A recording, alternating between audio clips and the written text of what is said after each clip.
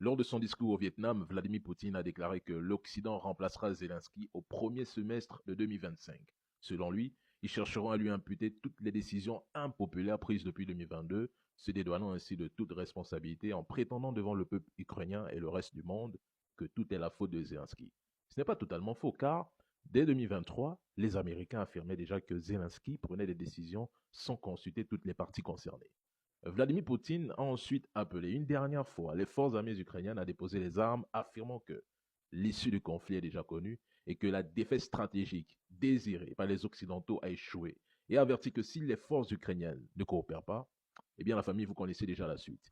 Rien de ce que dit Vladimir Poutine est nouveau. Je rappelle que la Russie signe des accords de défense, possède la quatrième plus grande économie mondiale en termes de parité de pouvoir d'achat, est membre des BRICS, dont le PIB a surpassé celui des pays du G7, première puissance nucléaire au monde. La Russie continue de fournir ses matières premières aux pays européens, parmi lesquels la France. Ça a été démontré, prouvé et documenté.